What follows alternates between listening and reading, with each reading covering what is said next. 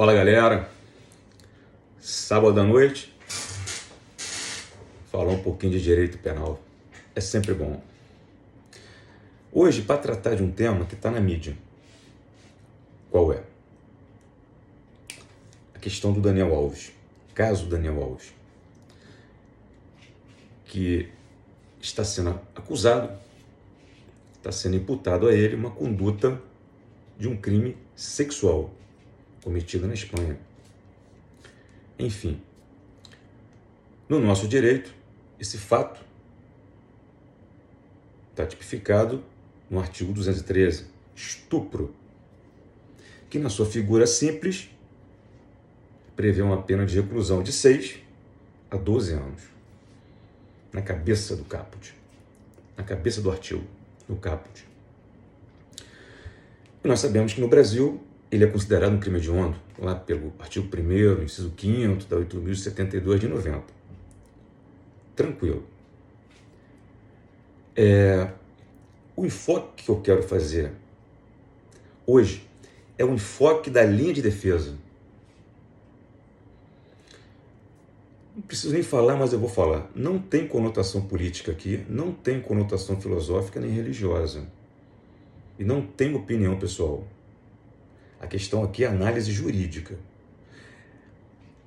É trazer para discussão a análise jurídica da defesa. Como que a defesa atuaria nesse caso?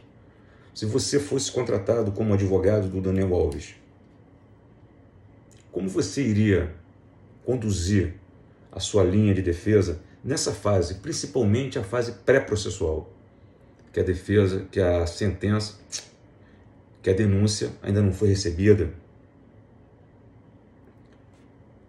Por estar correndo em segredo de justiça, por ser um crime sexual, com certeza vai estar correndo lá também em segredo de justiça. No Brasil, corre em segredo de justiça qualquer crime que tenha conotação sexual. A questão não é essa. A questão é saber como a defesa do Daniel Alves deveria se portar nessa fase agora, pré-processual. Sabe por que eu estou falando isso? Lógico, todas as informações que nós temos do caso é via imprensa internacional. É o que tornou público, via imprensa internacional. Um diário lá da Espanha, lá de Barcelona, que trouxe algumas informações preliminares ali. Certo? Mas me chamou a atenção a atuação do Daniel Alves. Não com relação ao fato que está sendo imputado a ele de estupro, porque isso ainda está sob análise técnica, de perícia criminal. A suposta vítima, ela já entregou o vestido do dia do suposto fato criminoso. Enfim, está sendo feita a parte da perícia. Com certeza vai ser análise, confronto de DNA, enfim, para se chegar à identificação do autor do fato. A questão é a seguinte: uma semana depois do suposto fato, Daniel Alves grava um vídeo. E nesse vídeo, ele entrega a imprensa espanhola para ser divulgado. E nesse vídeo, ele nega a autoria. Ele nega o fato e nega a autoria.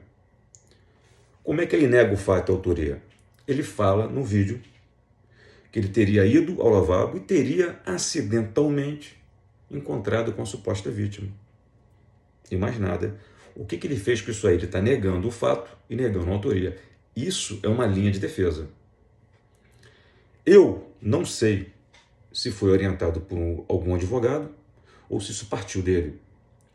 Mas o comentário é sobre isso. Você, como advogado do Daniel Alves, você gravaria um vídeo, você iria instruir ele a gravar um vídeo, expor à televisão, à opinião pública, nesse momento? Para e pensa.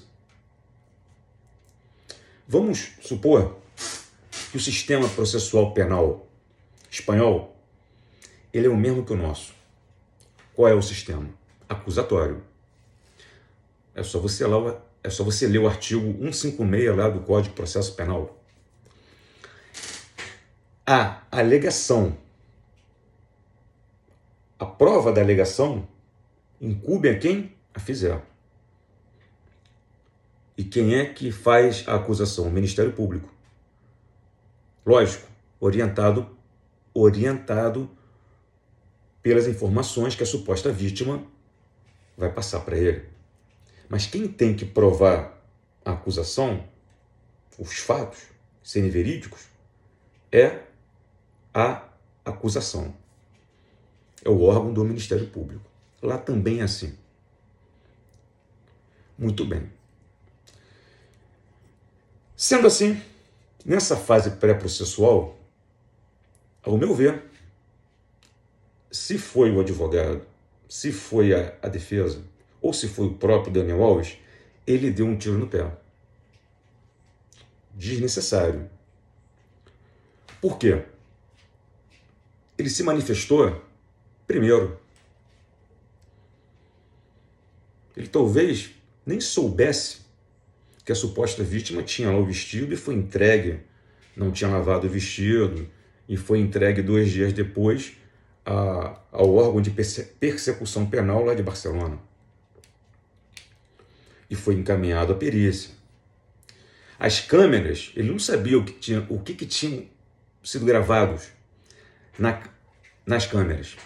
Quais eram as imagens que aquela boate lá teria disponibilizado ao órgão de persecução penal.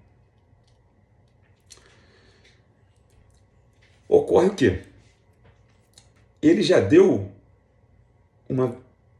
se posicionou quanto à negativa de autoria e a negativa de materialidade, inexistência de materialidade,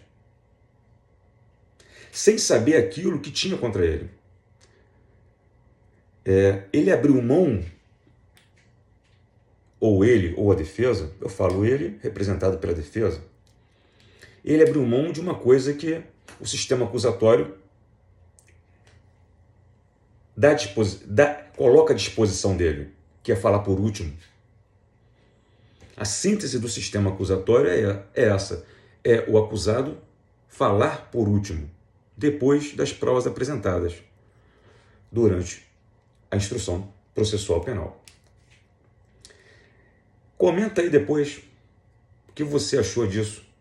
Você acha que a linha de defesa dele foi a mais correta?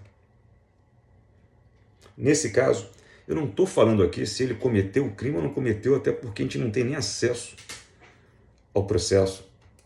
Está em segredo de justiça. Não teve ainda análise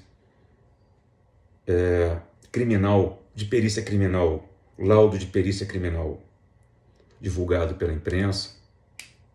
Eu estou falando da atuação na fase pré-processual.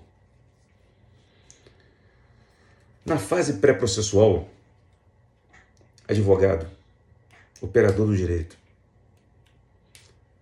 você tem que discutir a liberdade. Você não tem que discutir mérito. Você tem que discutir liberdade. Está chegando em 9 minutos, eu vou gravar um outro vídeo complementar, para não interromper aqui.